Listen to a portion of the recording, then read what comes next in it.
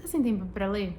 Saiu uma pesquisa recentemente aqui no Brasil, chamada Retratos da Leitura no Brasil, que aponta que os brasileiros, claro, dentro do recorte da pesquisa, né, e com a escolha ali de frequência de leitura, que é a cada 3 meses, um livro de qualquer formato, gênero, enfim, que as pessoas têm lido menos. E isso tem aparecido também em relatos, né, relacionados a estudantes universitários. Vi outro dia também uma partilha de uma pessoa em rede profissional falando que ela tem lido mais e que o fato dela ter lido, inclusive, dela estar lendo também mais ficção, tem ajudado ela a ler melhor os conteúdos técnicos de trabalho, né, a se acostumar mais ali com outras dinâmicas, a melhorar até a performance e a visão. Mas o que acontece com esse tempo livre, né? Porque um dos principais motivos apontados para a falta de tempo de leitura é não ter da falta de leitura é a falta de tempo para ler. Só que é um tempo que está sendo investido com muita força em mídias sociais, em passar um tempo longo na internet para compras, mensagens. A leitura, ele é muito amplo. Então, nem sempre a gente precisa ler calhamaços de 600 páginas ou se comprometer com a leitura de um livro, né, de romance de 300 páginas que a gente precisa acompanhar, livros de leitura difícil, com linguagem antiga. Não, tem várias formas de se conectar com o universo da leitura, então eu fiz aqui uma pequena seleção de títulos, que eu vou começar pelo que tá embaixo, que podem nos proporcionar uma experiência de leitura muito diferente, que demandam muito menos da nossa atenção e do nosso tempo.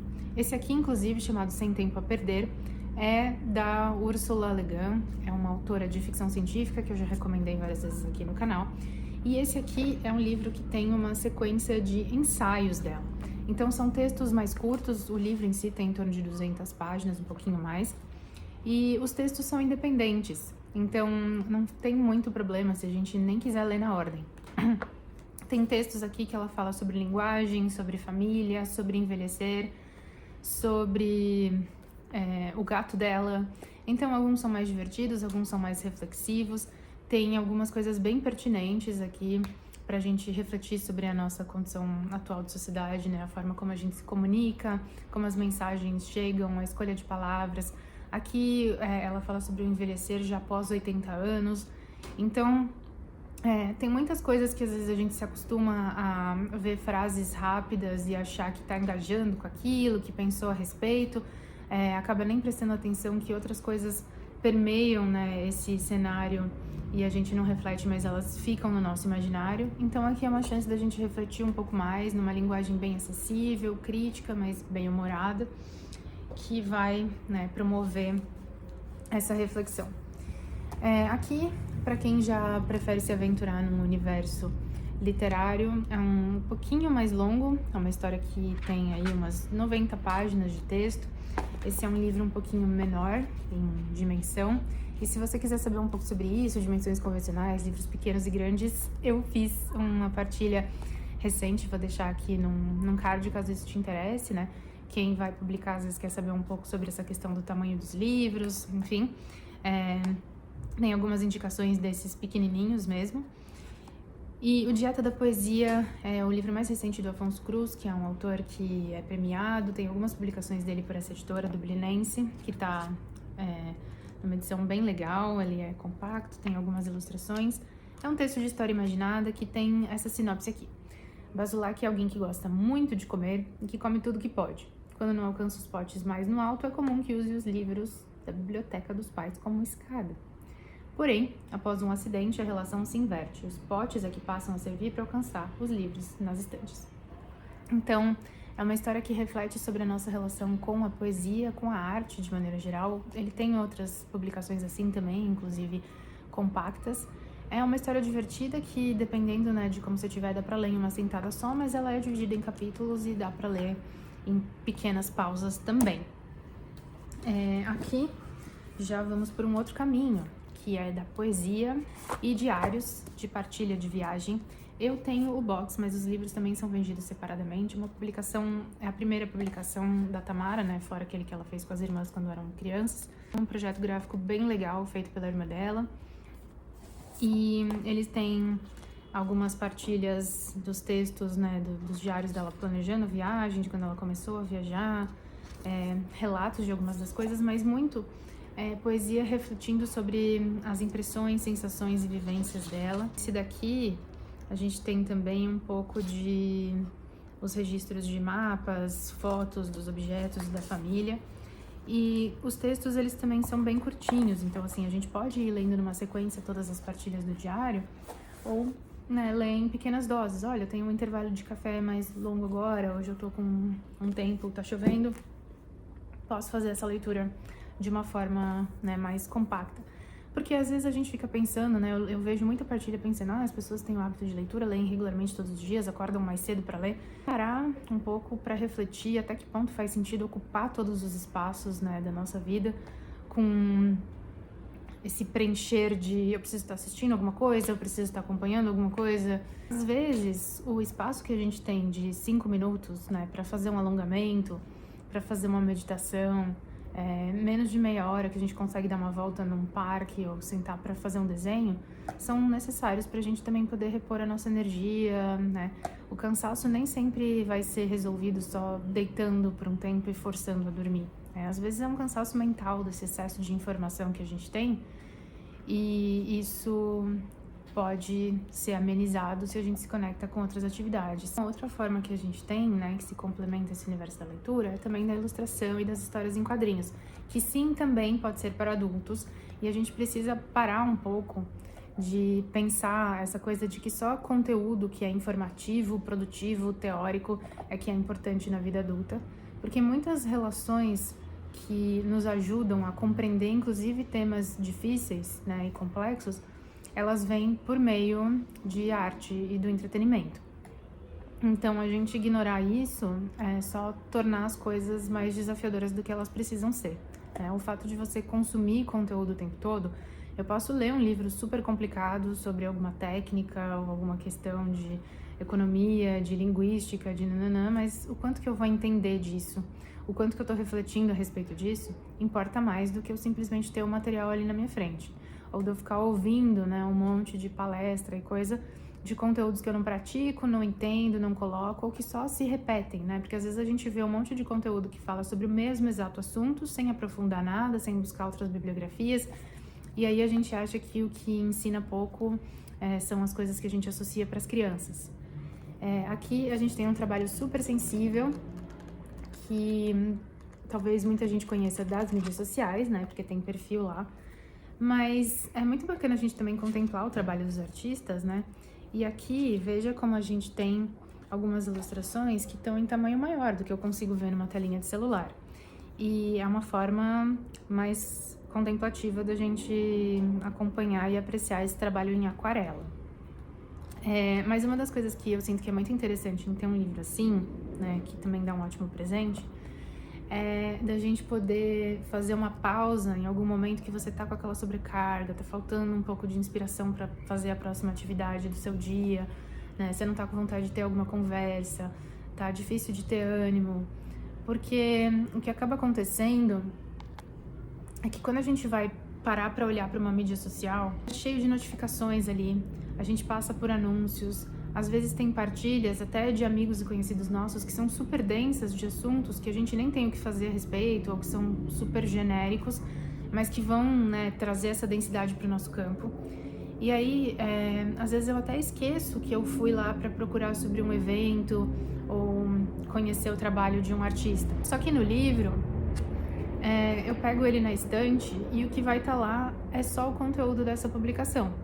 Sim, pode ser que a gente até tenha falas de outra pessoa, ou nomes de apoiadores, ou até algum logo de alguém, mas não vai ser de uma forma tão agressiva, não vai aparecer um pop-up que vai o marcador sair ali e me mostrar uma coisa que não tem a ver com o que eu estava procurando aqui no livro.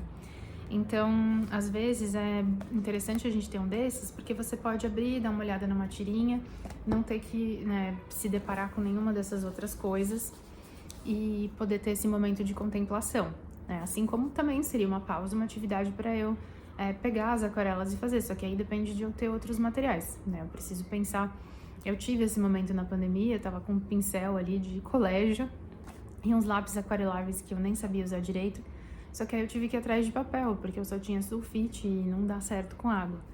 Então, às vezes o livro acaba tendo essa vantagem, né, da gente poder contar só com esse próprio suporte. Só precisa ter iluminação, né? No caso, agora a gente tem luz natural. E aí eu vou mostrar esse outro quadrinho pra vocês, é o Broto. Ele fez bastante sucesso no mercado de publicação independente, no momento de lançamento. É uma narrativa única aqui, né? Então não são várias historinhas, mas ela é relativamente compacta e ela tem muito pouco texto, né? Ela tem um roteiro, mas está todo centrado aqui basicamente nas imagens. É uma narrativa que fala sobre, né, momentos de transição, sobre despedidas, sobre reconfigurar, né, algumas situações mais difíceis, mas de uma forma mais poética. E a gente tem muitas formas de ler, né, quando tem ilustração. Você vê várias vezes e vai perceber diferentes camadas da história. Você pode ver em uma sentada só, você pode contemplar imagem por imagem, mas também é um livro curtinho e que traz aí essa proposta de, se o seu ritmo de leitura, né, de muito texto, tiver mais desafiador, ter uma outra forma de contemplar o texto. Aqui já é um livro que tem mais texto e que eu tô trazendo com uma outra proposta. Eu tinha outros referenciais bibliográficos nesse sentido de divulgação científica e textos teóricos para trazer assim também, mas além da Úrsula com os ensaios, eu resolvi mostrar só esse daqui, que é uma publicação nacional que está voltada para o universo do sonho e dos povos originários. Ele acompanha uma pesquisadora que teve uma vivência e tem aqui alguns registros também visuais, num texto que já é um pouquinho mais longo, mas ele tem talvez em torno de 150 páginas de texto, né? Se a gente for pensar com as imagens, ele está dividido em capítulos, são vários relatos, é uma linguagem menos formal, então, né, dá pra gente acompanhar. E é um lembrete da gente lembrar, né, o Desejo dos Sonhos, uma etnografia dos sonhos Yanomami, eles dão uma importância muito grande para o sonho. Tanto o sonho que exige que a gente durma e tenha uma certa qualidade de sono, né, e se lembre e preste atenção, mas também de ter essa conexão com a terra, com as comunidades, com a interpretação, com o que está ao nosso redor. A gente tem sonhado muito pouco, né? Estamos pautando muito o nosso dia a dia em informação. E informação nos ajuda a saber como é que está a temperatura, a entender quais são os caminhos, né, que levam aos locais, aos endereços que a gente precisa ir, a ter os contatos das empresas, iniciativas, saber, né, os valores das coisas, mas tem algumas coisas que a gente processa também com o sentir, com o perceber, com o observar. Então, é importante a gente lembrar de ter esse reconhecimento também. E aí, para encerrar essa partilha, eu trago um livro que cabe naquela partilha que eu fiz já há um pouco mais de tempo sobre formatos diferentes, porque ele é sim um livro, ele tem ISBN, ficha catalográfica, tudo. Aqui a gente tem textos de 12 autoras que falam sobre viagens, então eles têm aqui as ilustrações que representam os lugares que aparecem nos textos, e ele está publicado nessa forma de cartas. Então, cada texto está dentro de um envelope e tem nessa sua partilha aqui. Eles são independentes também. Então, todos eles falam sobre viagem, todos eles são relatos das autoras, mas cada um é uma história diferente, escrita por uma pessoa diferente. Então, se você quiser ler, né, espaçando semanas ou meses entre um texto e outro, não vai interferir no seu entendimento de cada uma das histórias, né? Não te gera um compromisso de ler todas as cartas, de ler em ordem, de ler na sequência, porque são leituras independentes. E aí é uma outra forma da gente também se conectar e ter algo que é mais sensorial, enfim. É claro que existem muitas outras coisas que podem ser partilhadas em termos de texto, formato de livro e conexões que nos ajudam a ter uma alternativa a esse excesso de tempo de tela que às vezes cansa a nossa vista, cansa a nossa mente, né? Acaba sobrecarregando os nossos sentidos. Então, essa foi uma introdução a isso. Se esse tema ressoa por aí, aproveita para me contar nos comentários, deixa um joinha para eu entender que esse tipo de partilha faz sentido. E me conta também se você já leu algum desses, se, né, despertou aí uma curiosidade por alguns, tem alguma outra indicação nesse sentido, ou curiosidade, quem sabe eu consigo trazer numa próxima partilha. E se você está chegando por aqui agora, fica o convite para conhecer as partilhas mais antigas, ver pelas playlists, de repente o que te interessa mais, e se inscrever para já receber os próximos vídeos e apoiar aqui o trabalho, né, para a gente continuar produzindo.